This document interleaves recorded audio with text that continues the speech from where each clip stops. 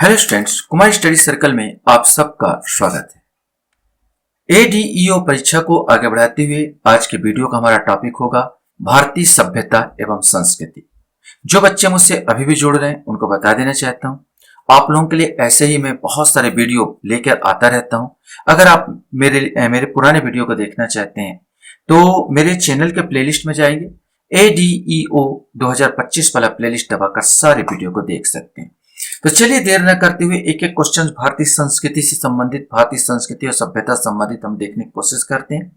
पहला क्वेश्चन आता है, मिलिंद पन्हो ने बौद्ध सिद्धांतों को मिलिंद और उनके गुरु नागसेन महान बौद्ध दार्शनिक बीच संवाद के रूप में समझाया है।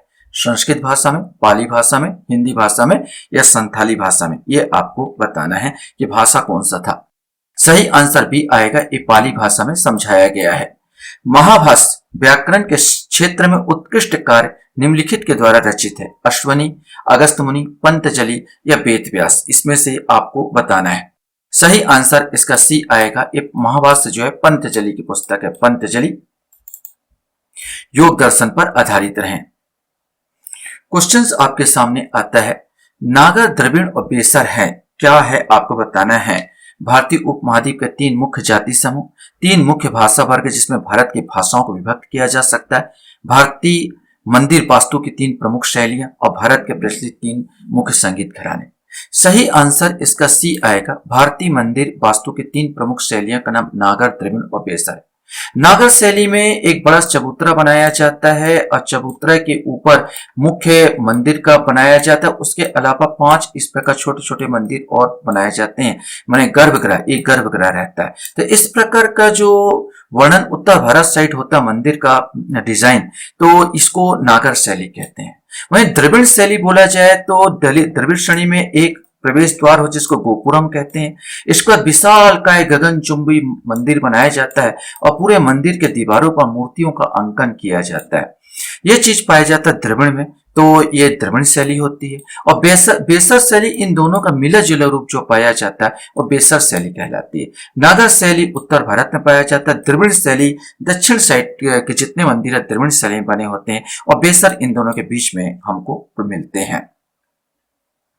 क्वेश्चन से, बोधिसत्व पद्म पाणी का चित्र सर्वाधिक प्रसिद्ध और प्राय चित्रित चित्रकारी है, ये बताना है आपको। अजंता में, बादामी में, बाघ में या एलोरा में, इसमें से आपको बताना है। सही आंसर ए आएगा, अजंता में आपको बोधिसत्व पद्म पाणी का चित्र आपको मिलेगा, अर्थात महात्मा बुद्ध का चित्र। क्वेश्चन है, संस्कृत व्याकरण अष्टाध्यायी के रचयिता निम्नलिखित में से कौन है, ये आपको बताना है। पंतजलि, पाणि, कालिदास, बाणभट्ट, ये तो सबको याद होगा, ये पाणि की रचना है। बुद्ध के जीवन की रचना बौद्ध साहित्य में विशेष स्थान रखती है। निम्नलिखित में से कौन सी एक बुद्ध की पूर्ण जीवनी है। ललित विस्तार, मिलिंद पन्हो, सारीपुत्र प्रकरण, अवदान शतक। सही आंसर ये आएगा, ललित विस्तार। यद्यपि सब बौद्धों से संबंधित है लेकिन ललित विस्तार में हमको मिलता है बुद्ध की पूरी जीवनी। एक कॉमन क्वेश्चन और आपके सामने, सत्यमेव जयते शब्द कहां से लिया गया। बहुत बार क्वेश्चन उठाया गया, मनुस्मृति, भगवद गीता, ऋग्वेद, मुंडकोपनिषद। ये सही आंसर आएगा, मुंडकोपनिषद। पूर्व वैदिक आर्यों का धर्म मुख्यतः क्या था। पूर्व वैदिक आर्यों का धर्म आपको बताना है, भक्ति, मूर्ति पूजा व यज्ञ, प्रकृति पूजा व यज्ञ, प्रकृति पूजा व भक्ति, इसमें से कोई एक आएगा। पूर्व वैदिक आर्य अर्थात ऋग्वेदिक काल में प्रकृति पूजा और यज्ञों पर अवलंबित थी, मतलब ये प्रकृति पूजा और यज्ञ किया करते थे। क्वेश्चन है हमारे सामने, सिंधु घाटी सभ्यता गैर आर्य थी, क्यों। गैर आर्य क्यों थी ये बताना है। यह नगरीय सभ्यता थी, उसकी अपनी लिपि थी, इसकी खेतीहरी अर्थव्यवस्था थी, उसका विस्तार नर्मदा नदी घाटी तक था। सही आंसर ये ए आएगा, ये नगरीय सभ्यता थी।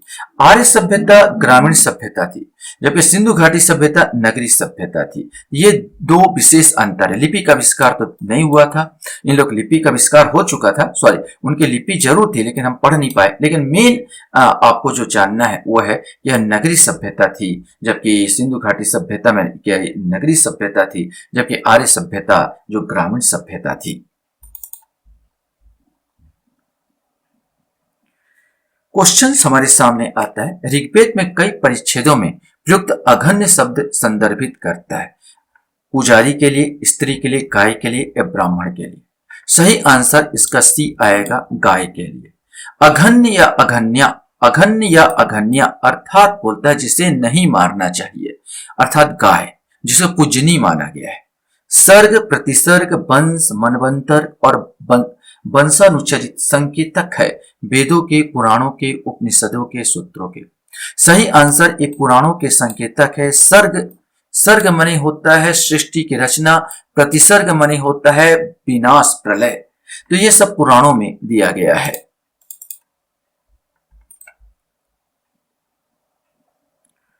क्वेश्चंस हमारे सामने है। गौतम बुद्ध के समय प्रसिद्ध वैद्य जीवक किसके दरबार से संबंधित है? बिंबिसार, चंडप्रघोत, प्रसन्नजीत, उदयन। इसमें से आपको बताना है। सही आंसर इसका ए आएगा, बिंबिसार। कि गौतम बुद्ध, अजातशत्रु और बिंबिसार इसी के शासनकाल में रहे हैं, तो ये वास्तव में इसका सही उत्तर जो जीवक था बिंबिसार के दरबार में रहा करता था। उज्जैन का प्राचीन काल का नाम क्या है? इंद्रप्रस्थ, अवंतिका, तक्षशिला या पाटलिपुत्र। सही आंसर इसका बी आएगा, अवंतिका। क्वेश्चन हमारे सामने आता है। प्राचीन नगर तक्षशिला निम्नलिखित में से किसके बीच स्थित है? सिंधु तथा झेलम, झेलम तथा चिनाव, चिनाव तथा रावी, रावी तथा ब्यास। इसमें से कोई एक आएगा। सही आंसर इसका ए आएगा, सिंधु तथा झेलम नदी के किनारे बसा हुआ था तक्षशिला ने। क्वेश्चंस आपके सामने आता है।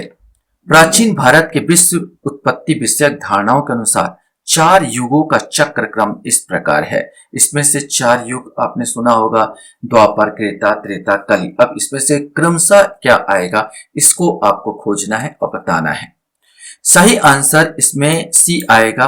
पहले कृत आता है, फिर त्रेता आता है, फिर द्वापर आता है, फिर कली आता है। कृत, त्रेता, द्वापर और कली। इसका आंसर जो आएगा 15 का सी आएगा। क्वेश्चन हमारे सामने आता है। निम्नलिखित राज्यों में से किसका संबंध बुद्ध के जीवन से था? अवंती, गंधार, कौशल, मगध। इसमें से आपको बताना है कि किसका संबंध जो है गौतम बुद्ध से था। ये आपको बताना है बुद्ध के जीवन से। तो इसमें आपको बता दूं, कौशल और मगध। कौशल का जो संबंध है, उनकी माता महामाया इसी वंश से, कौशल से संबंधित थी, माने कौशल वंश से संबंधित उसकी माँ था, माने उसका मामा घर बोल दिया जाए। मगध की बात कर लिया जाए तो बिंबिसार और अजातशत्रु जिनके शासन काल में गौतम बुद्ध थे, उनके शासन काल में विचरण किए, तो मगध से संबंधित है। तो ये 2 हो जाता, 3 और 4 अप्रत्यक्ष रूप से मगध से जुड़े हैं और प्रत्यक्ष रूप से कौशल से जुड़े हैं। तो यहाँ पर 3 और 4 सी आंसर यहाँ पर आएगा।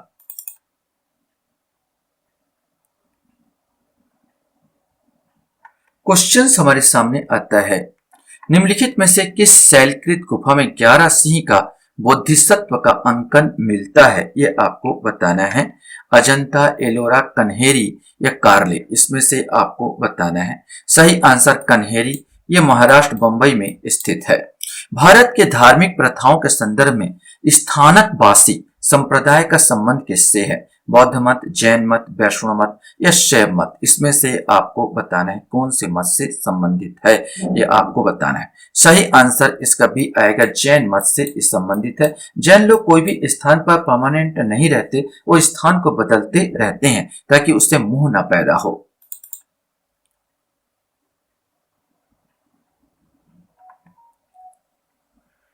क्वेश्चन से निम्नलिखित में से कौन सा एक सही कालक्रम है, आपको बताना है। पहले कौन आया, इसके बाद कौन आया? शंकराचार्य, रामानुज, चैतन्य, रामानुज, शंकराचार्य, चैतन्य, रामानुज, चैतन्य, शंकराचार्य या शंकराचार्य, चैतन्य, रामानुज। इसमें से आपको बताना है कौन आया।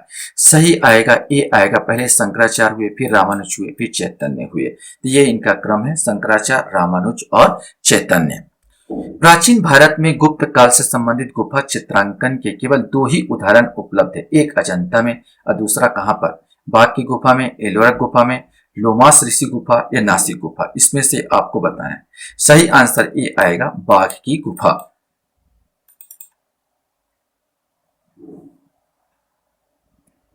क्वेश्चन है आपके सामने। जैन दर्शन के अनुसार सृष्टि की रचना एवं पालन पोषण सार्वभौमिक विधान से हुआ है, सार्वभौमिक सत्य से हुआ है, सार्वभौमिक आस्था से हुआ है या सार्वभौमिक आत्मा से हुआ है। इसमें से कोई एक सही आंसर ए आएगा, सार्वभौमिक सत्य से हुआ है।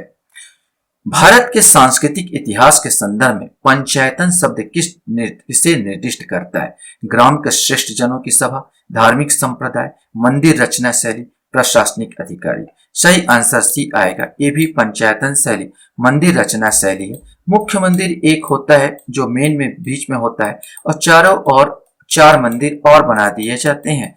इस प्रकार ये हो जाता है 5 मंदिरों का समूह होता है जिसे हम पंचायतन शैली कहते हैं।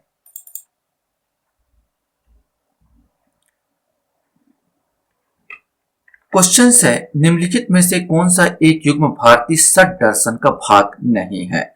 मीमांसा और वेदांत, न्याय और वैशेषिक, लोकायत या कापालिक, सांख्य योग। सही आंसर सी आएगा, लोकायत या कापालिक दर्शन जो चरवाक ने दिया था। यह दर्शन बिल्कुल नास्तिक दर्शन है और ये षट दर्शन के अंतर्गत नहीं आता।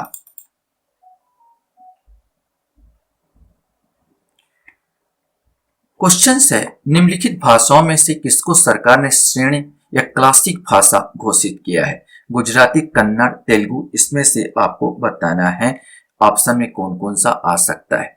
सही आंसर इसका कन्नड़ और तेलुगु, अर्थात इसमें 2 और 3 माने सही आंसर 2 और 3 माने सी वाला आंसर आएगा। माने इसका आंसर निम्नलिखित भाषाओं में किसको सरकार ने क्लासिकल भाषा घोषित किया? तो कन्नड़ और तेलुगु को। क्वेश्चन है, निम्नलिखित कथनों पर विचार कीजिए। बीजक संत दादू दयाल के उपदेशों का संकलन है। पुष्टि मार्ग के दर्शन को माधवाचार्य ने प्रतिपादित किया। इसमें से आपको बताना है कौन सा सही है। सही अगर देखा जाए तो बीजक जो है कबीर की है, न कि दादू दयाल की, तो पहला वाला खत्म हो जाता है। पुष्टि मार्ग माधवाचार्य ने नहीं दिया बल्कि वल्लभाचार्य ने दिया, ये दोनों गलत है। तो इसमें आएगा इनमें से कोई नहीं, डी आंसर, 25 का आंसर डी आंसर आएगा।